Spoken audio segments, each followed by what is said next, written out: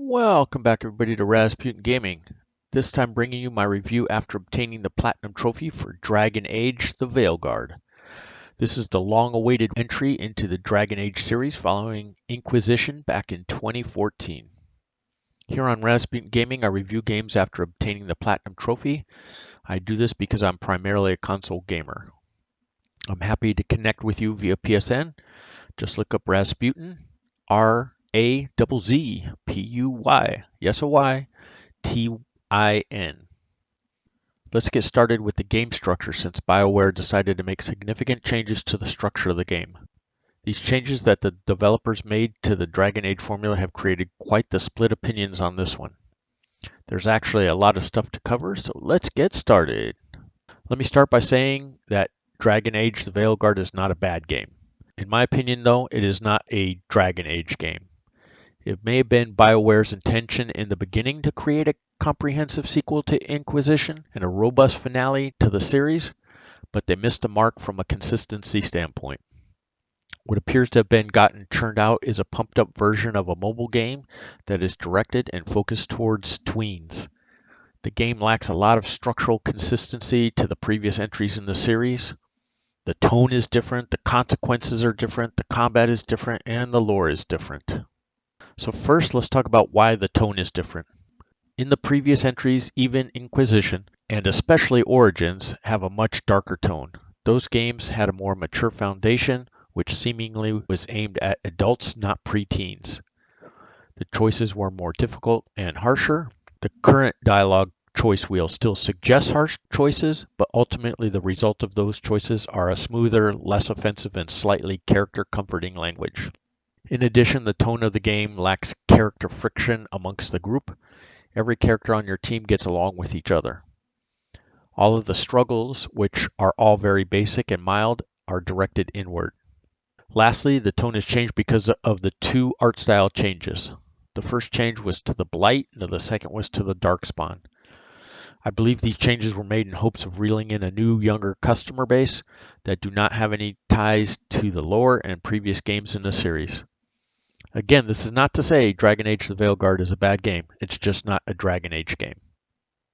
The second big change the developers made was to move to a more action-oriented combat system. This system winds up being different from any of the other entries in the Dragon Age series, including Inquisition. While different from the other games, the developers still managed to save a small portion of the pause tactical combat from the series. While I realize that the change to action combat has not been liked by most people, it isn't in a bad place.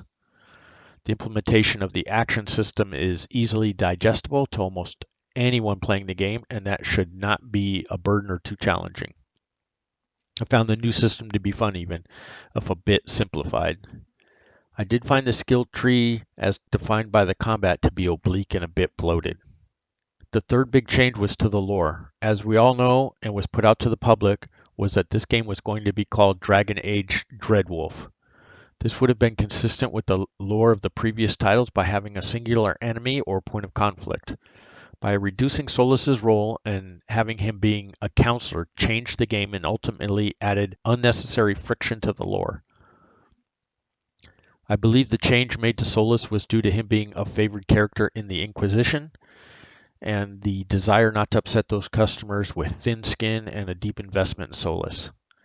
Adding two new enemies, Elgar'nan and Galanian, with no previous foundation in the series, along with adding Mythal, created an unsatisfying villain focal point in the game, which wasn't really the premise of the game, which was Solas tearing down the veil. Let's do a quick flyby on character creation. As is well known by now, your playthroughs of the previous game have no bearing on Dragon Age The Veilguard at all. You do get the option to plug in some choices you made in the previous game in the Dragon series, but they have no impact on this one. The choices that do matter are your class and your faction. Those two choices, obviously the class you pick will be the foundational choices of how you play through the game. The class, Fighter, Rogue, and Mage, the standard three for most role-playing games, are pretty straightforward.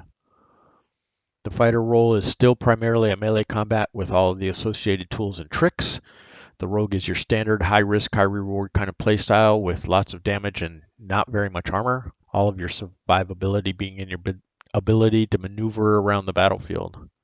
The mage choices are expected with 2 of your standard fire and ice, and a less useful third option, necrotic abilities. I did my full playthrough for the Platinum Trophy as a mage. The other choice that matters in character creation is when you pick which faction you want to be a part of. Some of the factions, the Grey Wardens in particular, have some story beats and enhanced dialogue options. Each of the factions give you some bonuses to combat and increase effectiveness against certain enemy types. The factions are Antivian Crows, Grey Wardens, Lords of Fortune, Mournwatch, Shadow Dragons, and Veiled Jumpers. You will interact with all of these throughout your gameplay. You will get in depth with all of them if you are planning on getting the Platinum Trophy. Grey Wardens and Shadow Dragons are typically the best choices because they give you a bonus to Darkspawn and the Venator, which show up the most as the enemies you'll be facing. But each faction also gives you a little other benefit, and in general, just making you raise your reputation faster with that given faction. None of these benefits are game-changing, nor will any particular faction make your journey to the Platinum Trophy easier. I would just encourage you to pick the one that speaks to you the most in terms of role-playing. Let's do a quick touch on companions.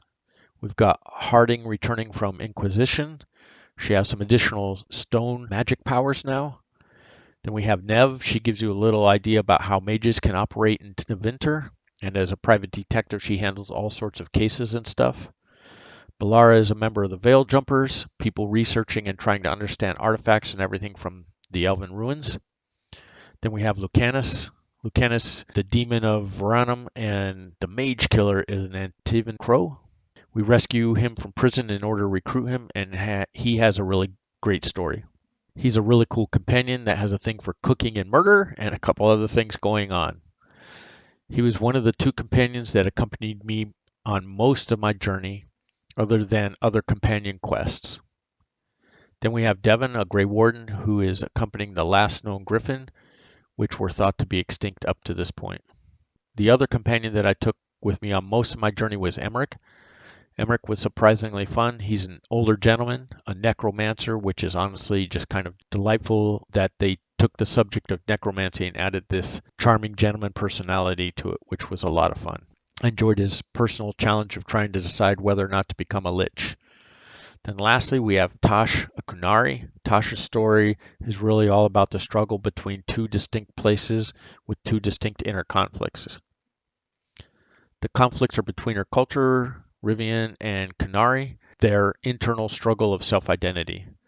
While I'm neither here nor there on the personal struggles, Tasha's struggle is thrown in your face as soon as you meet her, with her yelling out, "You cannot tell me who I am!" The way the companions are built and interact with both you and your rook and the other companions is much kinder and gentler than in previous games. It seems as if the developers wanted to keep a focus on a younger generation of customers, with the presumption that the current Dragon Age fans would still be on board with the changes. The other facet to your companions is that they play a little more of an active role, as they can unlock powers that can help you in exploration. In any given area, for instance, Devon and his griffin can attack certain hanging platforms to drop them where you can climb on things. Bellara is great at removing wards on magical things. Lucanus can reveal fade anomalies so you can traverse across them. Harding can move rocks with her stone magic and other little things like that. So companions do play a role even here outside of combat. And you don't have to have the particular companion with you to use their abilities. So if you come across a place where you need Harding's stone magic and she's not with you, you can still use her magic to move the stones you need to move. Now then, companions' primary role, though, is in combat. They are supposed to supply additional help for you. Dragon Age The Veilguard uses a primer and detonator system in conjunction with active abilities. So some companions have abilities that are primers and other companions have abilities that are detonators, which can increase damage done to enemies significantly if coordinated properly. I found, though, that the companions in combat weren't much help. The damage and ability to coordinate still has to be managed by you to some degree. And for the most part, I used Emmerich and Lucanus for most of the game. Their coordination seemed to work best, besides being the 2 companions I liked best. So companions in combat were mostly good for a momentary distraction of the enemy so you could more easily power through the mobs. From there, let's get into the skill trees a bit. For the most part, they are standard fare. There is some flavor to each that is faction associated, although not faction dependent as it might seem. I think the developers did this because they did not want to lock you into any choice you might make early in the game. All of the 3 classes are certainly viable for a Platinum Trophy run. Additionally, all of the skill trees specializations are viable as well. Not being locked allows you to have the ability to freely respec your skill tree and swap out your gear at any time when you're not in combat. It can be pretty easy to fully remake a character and try different play styles, so don't be afraid to mix things up. The warrior skill tree can specialize as a champion, a reaper, or a slayer. The champion is the gray warden flavored build with your typical sword and shield type of combat. The reaper is the Mournwatch flavored warrior archetype that you can use necrotic powers to defeat enemies and heal. The slayer is your standard barbarian type, two-handed sword user that mashes through enemies and is flavored by being associated with the Lords of Fortune. In the rogue skill tree, you can specialize as a Veil Ranger, a Saboteur, or a Duelist. The Saboteur is a swashbuckler that is adept with explosive and is associated with the Lords of Fortune. The Veil Jumper is your long-ranged Ranger-styled rogue. Lastly, the Duelist is a full-on mobile melee character from the Antivan Crows. Lastly, in the Mage skill tree, you can specialize as a Spellblade, an Evoker, or a Deathcaller. The Spellblade is obviously the Battle Mage archetype connected to the Antivan Crows. The Evoker is your Shadow Dragon, ice-slinging spellcaster. And our very last mage specialization is the Deathcaller. The Deathcaller uses necrotic spells to power their battlefield dominance. With that out of the way, we will touch on gear.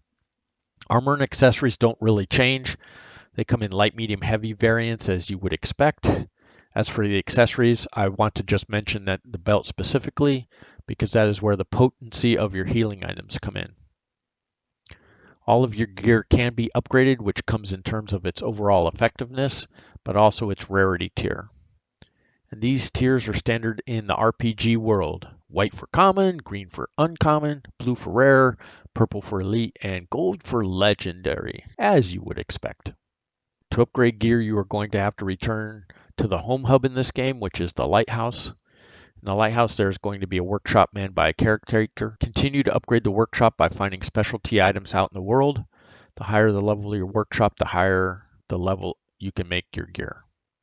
There's nothing surprisingly different in this system than in most RPG crafting systems. I'll be the first person to tell you that I did prefer Inquisition's crafting system to the Veilguard's crafting system. I can see why they made the switch with this being a more action-oriented title, and despite favoring Inquisition's crafting, I do think the Veilguard's crafting does work. I should mention that each faction has their own merchant as well. For the Platinum Trophy, you will have to improve your reputation with each faction to the maximum level. You can do that through items found in the world and by buying collectibles from one faction's merchant and selling them to another faction's merchant. Also, I wanted to mention that there is a transmogrification system which can be used at the Lighthouse. Here you can change the looks of not only your character, but the army you have equipped based on the styles and things that you have found. There's a lot of exploration and questing available. Between this exploration and companion stories and everything, there is a lot of things to do in the game. You will be doing just about everything except experiencing all the different endings on your way to getting the Platinum Trophy. Despite that, this game is a lot more focused than Inquisition in the explorable areas. The companion quest lines are tight and focused, and the side quests and additional content are aligned with the core part of the game. There's a high level of quantity to this content. Now we've reached probably what is the most significant change, combat. Because this is an action game, let's talk about some of that combat. As I previously mentioned, there are 3 classes with 3 specializations each, which creates a lot of possibilities for combat to fall in the zone that works for you.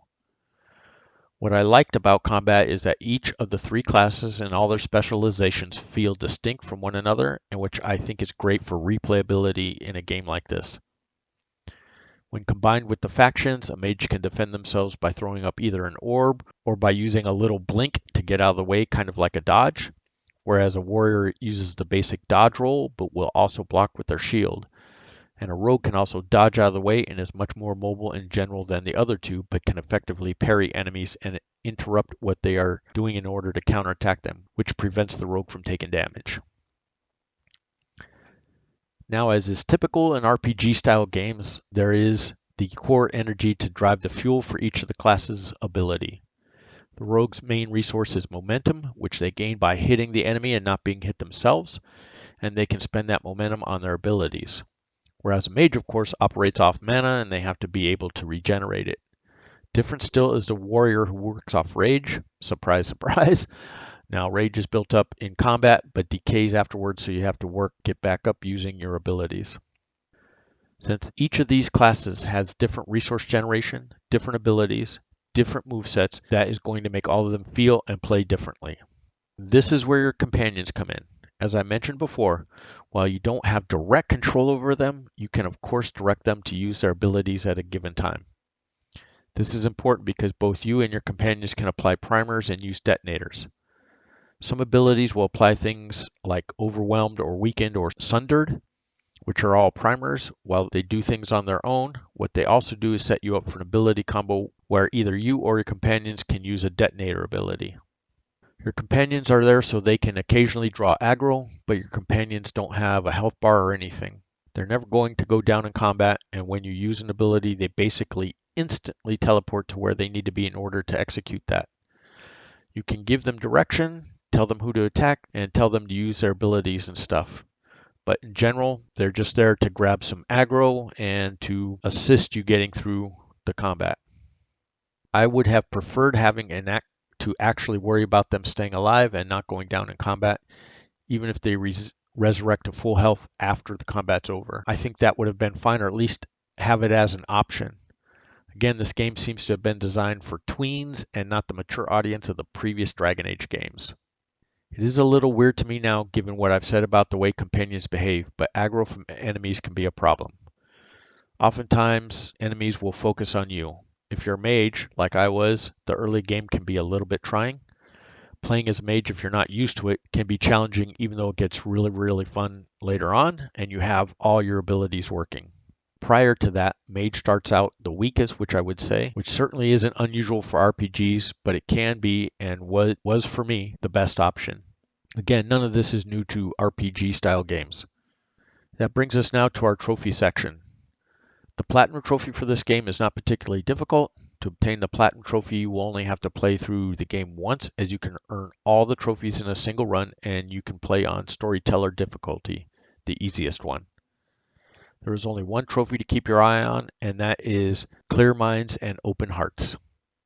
For this trophy, when you are speaking with Mythal, you must choose the following dialogue choices. First, I want your help. Second, we must stop the blight.